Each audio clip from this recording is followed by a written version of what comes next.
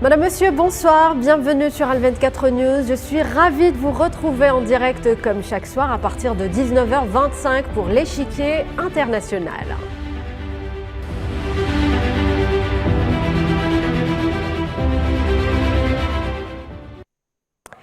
Et ce soir, coup de projecteur sur l'actualité en Chine. On continue de s'y intéresser, bien entendu, après la clôture hier du 20e congrès du Parti communiste chinois. Un congrès qui a couronné le président Xi Jinping d'un troisième mandat de tous les défis pour l'homme, Xi Jinping, mais aussi pour le pays aussitôt reconduit dans ses fonctions ce dimanche. Le président chinois a assuré que le monde avait besoin de la Chine et que la Chine ne pouvait se développer sans le monde. La Chine ne peut se développer sans le monde.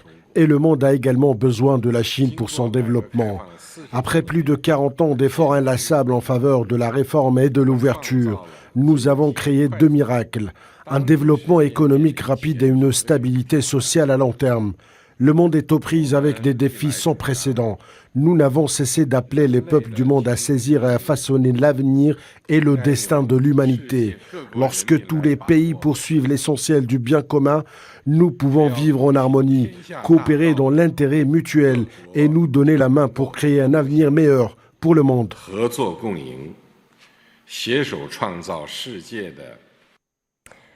Vous l'avez suivi, donc c'est une déclaration qui définit clairement la stratégie adoptée par le géant asiatique les 10 ou 15 dernières années. La Chine va-t-elle continuer à tracer son chemin de la même manière? Quels sont les défis auxquels elle est et sera confrontée les 5 ou 10 prochaines années avec tous les bouleversements que vit actuellement le monde? Quel avenir pour la Chine avec à sa tête Xi Jinping?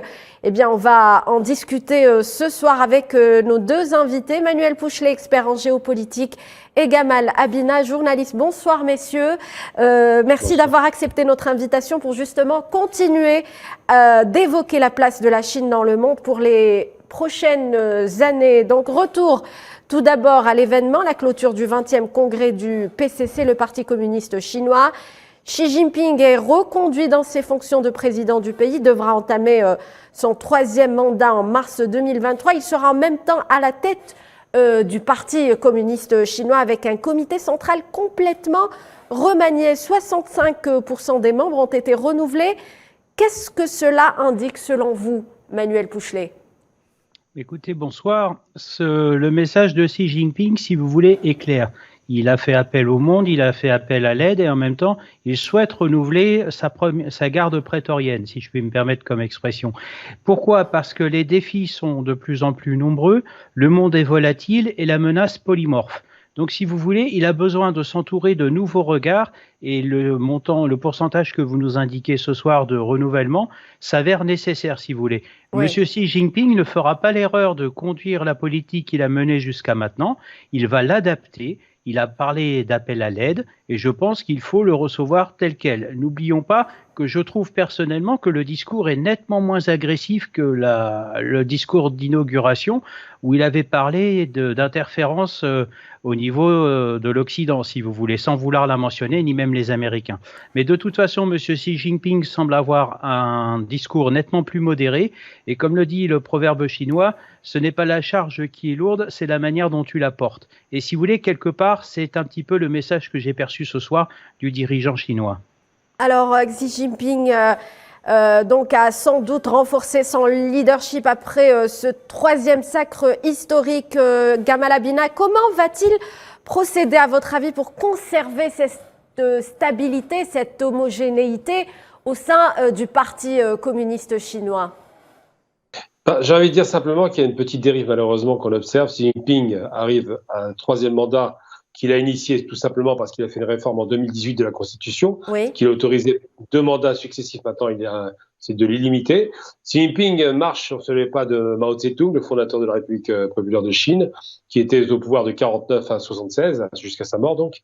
Et Xi Jinping surtout était quelqu'un qui est un ancien, enfin c'est le fils d'un classique du Parti communiste, dont le père a été quand même, faut s'en souvenir, emprisonné, jeté dans les prisons, disgracié, Et c'est une forme de revanche de la part de ce fils d'enfant communiste qui a décidé de faire à nouveau briller la Chine. Alors, comment va-t-il s'y prendre? Il y a une certaine forme de confiscation des pouvoirs. Il va reconduire aux affaires, évidemment, Li Qiang, certainement, qui a géré la crise du Covid comme il pouvait. Il maintient quand même la Chine dans une situation quand même de développement accéléré économique, c'est d'ailleurs un des éléments essentiels qui est mis en avant, ce rapport intérieur-extérieur. Le monde a besoin de la Chine a besoin du monde. Le monde a besoin de la Chine comme l'atelier du monde et la Chine a besoin du monde comme étant pourvoyeur d'argent. La Chine a 1,4 milliard d'habitants. Elle constitue, il y a à peu près 90 millions de communistes chinois qui ont leur carte. Et le congrès qui constitue ce fameux congrès et le rang serré, c'est 25 personnes, les 205 du congrès du Parti communiste. Donc tout ça, c'est très particulier. Il a masculinisé, il n'y a plus du tout de femmes aux instances décisionnelles. Il a donc resserré leur entour de lui avec des gens qui lui sont très favorables et très proches. C'est quelqu'un qui a une visée de grand empire chinois, qui a des ambitions à l'extérieur de la Chine, contrairement à son prédécesseur Hu Jintao, on en parlera certainement.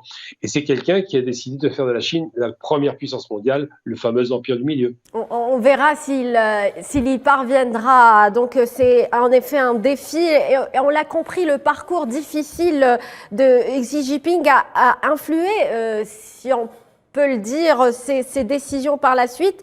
Xi Jinping qui accorde de l'importance au fait d'être entouré par ces hommes de confiance. Et d'ailleurs, le comité permanent, organe tout puissant du parti, est composé de proches alliés du président chinois Emmanuel Pouchelet. Oui, tout à fait. C'est en effet des proches de M. Xi Jinping. Mais je rappelle que la Chine a aussi eu ces derniers temps une opération anticorruption menée par M. Xi Jinping. Oui. Donc, si vous voulez, il a besoin de ses plus proches et fidèles conseillers à un moment où on sait pertinemment que sur certains dossiers, il y a des risques d'interférence, que ce soit en politique internationale ou même en politique intérieure, où M. Xi Jinping, on a vu ces derniers temps, notamment à Shanghai et la politique du confinement absolu, a connu quelques difficultés en termes d'exercice d'autorité. Oui. Donc, si vous voulez, il a besoin de ses plus proches fidèles qui lui ont prêté allégeance et qui lui prêtent allégeance, si vous voulez, de manière indéfectible. Et c'est sur cette équipe qu'il va compter pour mener à bien sa stratégie. La Chine a pour ambition d'être première puissance mondiale en 2049. Oui. On remarque que les interférences à l'international retardent ce calendrier, mais M. Xi Jinping va sûrement développer une nouvelle stratégie pour réussir ce projet, parce que si la Chine ne réussit pas ce projet, il l'a mentionné lui-même, c'est les autres pays qui soient partenaires ou membres des alliances desquelles font partie la Chine qui risquent d'en pâtir, si vous voulez. Et ça, économiquement parlant, ça va avoir des conséquences irréversibles. On va tenter de décrypter justement on va dire le bilan de Xi Jinping les 10 dernières années pour comprendre ce qu'il attend pour les 5 prochaines années. Donc le rôle central de Xi Jinping étant défini, parlons à présent des missions qui lui incombent pour l'économie. Gamal Abina, on peut dire que Xi Jinping a été l'homme de la situation puisqu'il a réussi en 10 ans de faire de son pays la deuxième économie mondiale. Évoquant l'économie, on peut dire que conserver ce rang est un défi majeur pour la Chine. Comme M. Pouchelet vient de le dire, l'ambition des Chinois et de Xi Jinping, mais pas seulement, c'est que de faire de l'État communiste qui a été fondé en 1949, donc 100 ans plus tard, en 2049, de faire de ce pays la première puissance qui sera un pied de nez évidemment aux États-Unis, qui voulait en finir avec les communistes. Alors c'est un communisme particulier, évidemment, on l'a bien compris, avec un dirigisme d'État, avec des zones économiques spéciales, avec des milliardaires qui peuvent être à tout moment remis en question. La Chine n'autorise pas à avoir des tycoons ou de ce qu'on appelle simplement des milliardaires autoproclamés par leur fonction à devenir des gens trop influents. On n'a pas des Bill Gates et des gens comme ça qui ont la possibilité d'influencer la politique. Mais une chose est certaine, c'est que c'est pas seulement Xi Jinping qui est à l'origine de la réussite de la Chine. Il faut se rappeler quand même que depuis Deng Xiaoping, c'est lui qui a lancé ça d'ailleurs, oui. Qui a décidé de faire la réforme de l'économie chinoise parce qu'il sentait bien qu'ils allaient vers le mur avec le système soviétique, littéralement. C'est comme ça que d'ailleurs les Russes sont tombés 10 ans plus tard. Il arrive aux commandes et il dit il faut réformer, il faut améliorer, il faut performer. Et il finit cela en faisant quoi? En créant ces fameuses zones économiques spéciales pour faire face à Hong Kong, qui était une sorte de vitrine occidentale pour un petit peu pour bousculer les Chinois, pour leur montrer qu'en Occident c'est meilleur. C'est pareil pour l'île Taïwan. Tous ces éléments-là ont décidé à l'époque Deng Xiaoping à réformer. Et ce qui se passe, c'est que de l'époque de Deng Xiaoping jusqu'à 2000-2010, on a une croissance à 2 chiffres tout de même. Ça oscille entre 10 et 15% de croissance. C'est une croissance très soutenue qui a été alimentée évidemment par une politique habile de captation des IDE, les investissements directs étrangers, et qui ont su pérenniser dans un pays quand même avec 1 milliard à l'époque d'habitants, 1,4 milliard d'habitants aujourd'hui, la nécessité de ne plus connaître une Chine comme on l'a connue sous Mao Zedong, qui avait quand même connu une famine de 20 millions de morts, c'est pas rien. Donc les Chinois ont réformé, ont amélioré, ont accompagné. La crise de 98 qui aurait dû les impacter n'a pas été impactable. Pourquoi ? Parce que les Chinois ont compris qu'il fallait créer une classe moyenne importante dans le territoire pour absorber la production manufacturière. Il fallait des gens qui aient de l'argent pour pouvoir acheter des produits chinois fabriqués en Chine, parce qu'il y a un ralentissement à l'extérieur. Donc tout ça, ça dit quoi ? Ça dit que Xi Jinping ne s'est pas positionné sur la question économique seulement. Il a accompagné l'économie parce que c'était déjà préparé à l'avance. Il s'est positionné surtout sur une question essentielle, c'est la question de la Chine en tant qu'entité politique et entité qui sort de ses frontières. Les Chinois ne sont jamais sortis de leurs frontières et aujourd'hui ont décidé de faire des bases à l'extérieur, comme à Djibouti. Aujourd'hui ont décidé de s'imposer politiquement avec l'alliance avec la Russie qu'on va observer. On va en reparler, Gamal Abina, sur la politique extérieure de la Chine. Donc vous avez parlé de ce vaste plan de réformes adopté par la Chine avant Xi Jinping, mais la situation actuelle a été plus préoccupante avec une croissance qui n'était pas au beau fixe, Manuel Pouchelet, ces dernières années. Donc le défi est important pour Xi Jinping, pour renouer avec cette croissance tant voulue. Oui, en effet, mais moi je confirme ce que M. Abina vient de dire, c'est très important parce que la création d'une classe moyenne, si vous voulez, ce n'est pas un mince effort. Oui. Elle s'avère nécessaire, c'est la classe moyenne qui va consommer chinois, qui consomme même à l'étranger, je vous le rappelle, puisqu'on a énormément de sociétés européennes qui ont délocalisé en Chine pour vendre leurs produits manufacturés sur place et même déplacer certaines chaînes de production. Maintenant, le défi est immense pour la Chine. On a quand même quelques craintes avec ce ralentissement économique qui est annoncé. On a vu la crise de l'immobilier, c'est quand même un signal fort, si vous voulez. Donc, quelque part, maintenant, les défis à relever pour M. Xi Jinping sur le plan de la politique intérieure sont aussi nombreux. Oui. Je rappelle que la Chine n'a pas le même développement, c'est un État-continent. La Chine, ça fait la taille de l'Europe, pour que les téléspectateurs se rendent bien compte. Je rappelle qu'il y a quand même des déséquilibres régionaux qui sont encore importants et que c'est uniquement la façade maritime qui est très développée. Quand vous allez à l'intérieur des terres, malgré les lignes à grande vitesse, malgré le développement de villes champignons que l'on peut remarquer, il y a quand même encore un déséquilibre et c'est bien ce déséquilibre qu'il va falloir combler. C'est ce qui freine un petit peu, entre guillemets, la croissance du pays. Voilà. Mais si vous voulez, M. Xi Jinping est un homme pragmatique qui va, on va dire, mener à bien ses réformes. Il lui faudra du temps. Voilà. Maintenant, l'échelle du temps aujourd'hui est reconsidérée puisque la Chine subit aussi de son côté les interactions internationales. On ne peut plus faire une politique intérieure ou internationale sans se passer de ce qui se passe chez le voisin, si vous voulez. Au premier duquel, malheureusement pour eux, de l'autre côté du Pacifique, on y retrouve les États-Unis. Et même un sujet qu'on oublie de mentionner dans nos analyses, c'est le rôle de l'Inde. Je rappelle que l'Inde, au niveau de la population, d'ici à court terme, va dépasser celui de la Chine.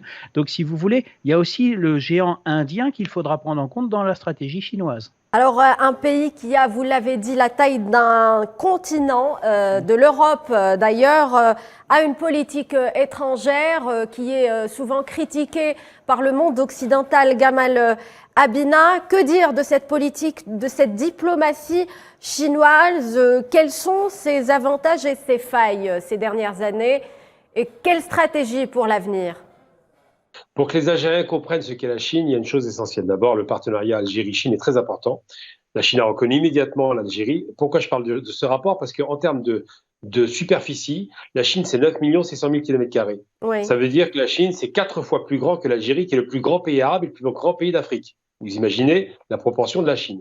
C'est un État-continent, effectivement, c'est bien de le souligner, et c'est en même temps un pays, et je tiens à le rappeler de façon très claire, comme d'ailleurs la Corée du Nord. Je fais exprès de parler de la Corée du Nord, parce que beaucoup l'attaquent.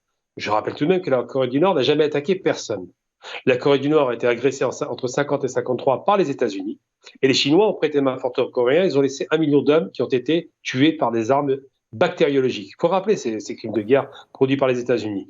Les États-Unis ont beaucoup fait la guerre dans la région, Vietnam, évidemment, Cambodge, je ne parle même pas des guerres françaises de l'Indochine, et les Chinois n'ont fait qu'apporter un soutien, un concours à leur peuple, considéré comme des frères, par rapport à ces envahisseurs occidentaux qui ne sont pas chez eux, c'est important de le rappeler, qui vont faire la guerre à des milliers de kilomètres de leur territoire. Eh bien, les Chinois n'ont jamais fait la guerre à personne, c'est très important de le souligner. C'est un pays qui est pacifiste, qu'on le veuille ou non, c'est un pays qui a toujours refusé de faire la guerre, à telle enseigne que même traditionnellement, alors qu'ils étaient la première puissance économique encore au XVIe siècle, c'était quand même le pays qui a inventé littéralement le commerce international, avec le commerce lié à l'argent, le minerai d'argent. Eh bien, les Chinois ne faisaient pas la guerre et ont refusé d'utiliser les armes. Ils ont inventé la poudre à canon, tout le monde le sait, savaient l'utiliser, ils pouvaient faire tuer leurs ennemis à distance avec des bombes, ils savaient les faire, ces bombes, mais ils ont refusé de les faire pour les questions d'honneur. Les Chinois refusaient de tuer un adversaire qui ne pouvait pas se défendre. Ça vous donne une logique par rapport à ce pays de Confucius, qui est une logique d'honneur et de principe. Donc la Chine n'a pas pour vocation de faire la guerre au reste du monde, elle ne l'a jamais fait d'ailleurs, rappelons-le. Elle avait une armée importante, elle n'est jamais sortie de ses frontières, et aujourd'hui les Chinois sortent de leurs frontières sur le plan économique avec ces fameuses routes de la soie, ces nouvelles routes de la soie, qui sont des routes qui vont d'est en est, du nord, sud, enfin ils rejoignent à peu près tout le territoire mondial pour ce qu'on va appeler une conquête économique. Mais les Chinois ne s'inscrivent pas là-dedans. La question qui doit être posée, c'est est-ce que Xi Jinping s'inscrit dans une démarche uniquement économique ou est-ce qu'il a des velléités militaires? C'est une question qui est ouverte parce qu'aujourd'hui, il a une base quand même en Afrique pour sécuriser ses investissements en Éthiopie, premier pays dans lequel ils ont investi. 5 zones économiques spéciales, c'est un pays qui compte beaucoup pour la Chine, traditionnellement, et pour des raisons historiques qu'on a bien compris par rapport au communisme de l'époque. Donc les Chinois ont mis le paquet sur l'Éthiopie et veulent montrer aux Africains qu'ils sont le meilleur partenaire qu'ils n'aient jamais eu. Donc c'est vrai que Xi Jinping, s'il doit garantir une croissance soutenue à nouveau, elle reste soutenue, hein. La politique zéro Covid a quand même porté ses fruits, quoi qu'on en dise, même si ça a été difficile.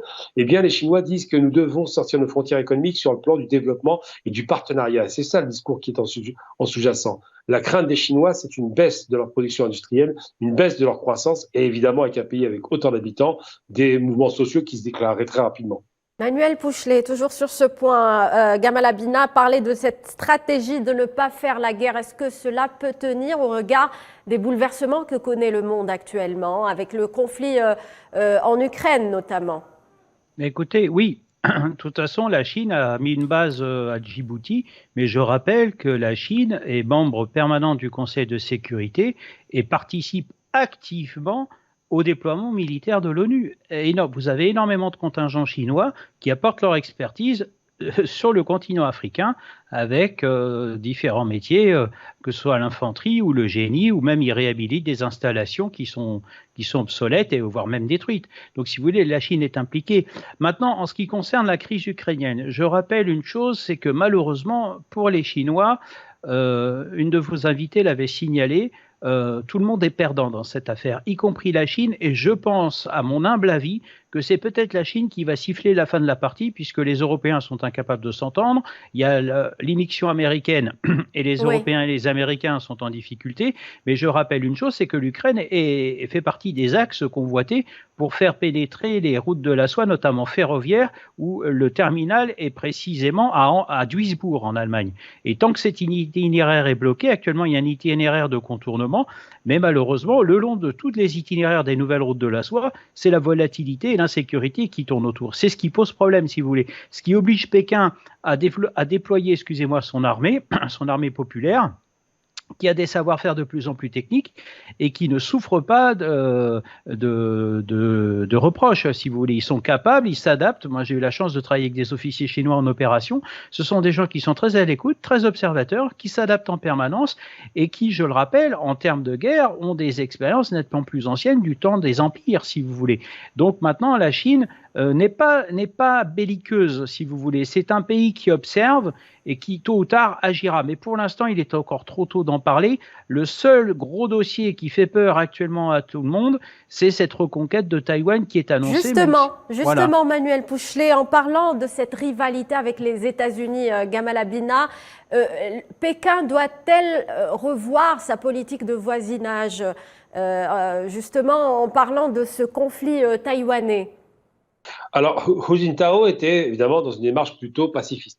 Xi Jinping est beaucoup plus énervé. J'ai le sentiment que ça l'agace. Il ne partira pas en guerre parce qu'il considère que Taïwan appartient à la Chine, à la Chine continentale de façon éternelle, c'est vrai. Et en même temps, il avait le soutien très paradoxalement, du Kuomintang. C'est le parti qui avait quitté la Chine à l'époque, qui était emmené par son leader Chiang Kai-shek. Donc le Kuomintang est plutôt favorable au rattachement de la Chine et observe avec beaucoup d'attention ce qui se passe avec ce fameux système deux systèmes, une Chine. Quand on voit ce qui s'est passé avec Hong Kong, où Hong Kong a gardé à peu près ses prérogatives sur le plan économique évidemment, mais aussi pour partie politique. Il y a eu quelques petits problèmes ces derniers temps, mais ça se passe relativement bien. Et de l'autre côté, Taïwan se dit peut-être que finalement, à tout perdre, mieux vaut se rattacher à la Chine. Ça reste le moteur économique de la région. Les Chinois montrent les gros bras. Ils envoient quelques avions, quelques missiles au-dessus de l'île, mais ça ne va pas plus loin que ça. La dernière visite de Nancy Pelosi, qui était une provocation, n'a rien donné, on s'en est bien rendu compte. Mais il est vrai que les États-Unis verraient d'un très bon œil une nouvelle guerre en Asie. Rappelons tout de même que ça fait très longtemps qu'on n'a plus de guerre en Asie, et tant mieux.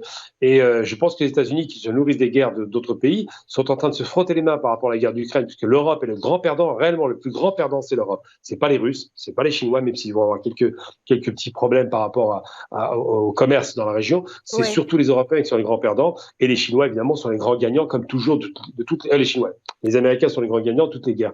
Donc aujourd'hui, l'initiateur de ces nouvelles routes de la soie, c'est Xi Jinping. Donc déjà, sur le plan économique, les choses sont actées. Il veut absolument que la Chine brille à travers le monde en redevenant l'empire du milieu. Et la deuxième chose, c'est sur le plan militaire. Est-ce que Xi Jinping est quelqu'un d'offensif? Moi, je ne le connais pas bien, mais le sentiment que j'ai, c'est quelqu'un qui a quand même un ego très surdimensionné, j'allais dire. Aujourd'hui, il joue un peu la carte de Mao Tse-tung, on le voit partout, il a le même rôle quasiment, puisqu'il confisque tous les pouvoirs. Donc je pense qu'il y a peut-être des craintes à avoir de ce côté-ci, mais j'en suis pas certain. Alors jusqu'où peut aller cette crise de Taïwan? Manuel Pouchelet, Pékin doit-elle revoir sa politique de voisinage lorsqu'on sait que l'obstination de la Chine à l'égard de Taïwan se heurte à une résistance non seulement des principaux intéressés, mais aussi du Japon et des États-Unis? D'autres pays, il faut rajouter la Corée du Sud. Absolument, oui. Et puis même in extenso, l'Australie. Je rappelle que les Américains ont monté une alliance de toutes pièces que l'on appelle l'AUKUS, qui est une alliance militaire qui comprend les États-Unis, le Japon, l'Australie, la Corée du Sud. Et il y a une politique d'endiguement de la Chine des Américains, mais si vous voulez, même les Britanniques ont annoncé participer à cette alliance, sachant qu'ils sont complètement décentrés par rapport à leur cœur d'ouvrage qui serait l'Europe, surtout la situation préoccupante que nous vivons actuellement. Donc quelque part, M. Xi Jinping, de là à ce qu'il parte en belligérant, il est encore trop tôt. Mais une chose est sûre, on a assisté, en termes d'équipement militaire, en 5 ans, la Chine a dépassé la marine nationale française en termes de volume de bâtiments, ce qui n'est pas rien. Vous avez la construction de porte-avions, de porte-hélicoptères amphibies, ce qui veut dire que la préparation de l'ordre de bataille pour Taïwan est en train de se préparer. Maintenant, je pense que Xi Jinping aura peut-être l'intelligence de la situation, c'est-à-dire d'attendre que peut-être Taïwan tombe comme un fruit mûr, et s'il fait main basse sur Taïwan, il aura également accès à toute la technologie novatrice que l'on trouve sur cette île, qu'il a certes en Chine, mais qui pourra également compléter, puisque je rappelle qu'à Taïwan, vous avez cette fameuse usine de composants électroniques que tout le monde convoite, et les Américains, bien entendu, ne se laisseront pas faire. N'oublions pas une chose, s'il y a un conflit avec Taïwan, les Américains seront obligés de s'engager, militairement parlant, ce qui est la grande différence avec l'Ukraine, où pour l'instant, ils font sous-traiter en envoyant des armes. Je rappelle que l'aide américaine en Ukraine, pour l'instant, est quand même, depuis février, à 15 milliards de dollars. Vous voyez, donc ce n'est pas rien. Maintenant, est-ce que les Américains, économiquement parlant, pourront soutenir la guerre, ou l'effort de guerre, excusez-moi, sur Taïwan? Pour l'instant, il est beaucoup trop tôt d'en parler, mais je pense que la stratégie de M. Xi Jinping sera beaucoup plus habile que ça et utilisera différents stratagèmes, comme le rappelle à l'histoire, qui, à mon avis, sera décisif sur cette question. Alors, en guise de dernier mot, messieurs, est-ce que la Chine pourra tenir ce pari d'être donc première puissance mondiale d'ici 2049 avec ce qui se passe à Taïwan actuellement, Gamal Abina? Tout à fait, c'est évident. Les courbes de la croissance, les chiffres, le recul évidemment de la production américaine, puisqu'ils ont une embellie avec Trump, mais ça recule actuellement. Les difficultés en Europe, parce qu'ils sont en train de casser la locomotive européenne que sont l'Allemagne, l'Italie et la France, font que la Chine n'aura que très peu de concurrents. Alors, il faut savoir que, et c'est un mot important que je vais lâcher, un pays qui a été capable d'envoyer un taïkono dans l'espace, qui a été capable de préparer un programme, parce que c'est la planification, sur lesquels, à chaque fois qu'ils annoncent des plans, ils les tiennent en règle générale, un programme rationnel pour aller sur la Lune, pour investir le champ aérospatial. Un pays qui a un budget officiel, parce qu'officieusement c'est plus de 234 milliards de dollars, ça veut dire à peu près presque la moitié du budget américain. C'est un pays qui ne fait que montrer qu'il est de plus en plus puissant. Quand un État est capable de maîtriser l'aérospatial, ça a été le cas des Russes en leur temps, des États-Unis, maintenant c'est les Chinois, eh bien on peut s'attendre effectivement à ce que ce pays soit la première puissance à tout point de vue. Numérique, c'est évident, il y a plus d'habitants en Chine. Sur le plan du travail, c'est des grands travailleurs. Sur le plan des investissements, ils se sont déployés dans le monde entier. Et ces fameuses autoroutes de la soie, ces nouvelles routes de la soie, sont le marqueur évident. Je vais donner un dernier mot à Monsieur Manuel Pouchelet en 10 secondes. Votre pronostic en 2049, est-ce que la Chine pourra tenir ce pari avec tout ce qui se passe actuellement ? Oui, là, elle va y arriver parce que, comme dit le proverbe arabe, là où il y a une volonté, il y a un chemin. Et croyez-moi qu'elle recrute également à l'étranger. C'est en train de se démontrer. C'est ce qui explique en partie aussi sa puissance, même si c'est devenu un leader incontestable sur la technologie. Rapidement, merci. Merci Manuel Pouchelet, merci Gamal Abina pour cette contribution. Merci à vous, chers téléspectateurs, de nous avoir suivis. Restez sur Al 24 News. Très bonne soirée.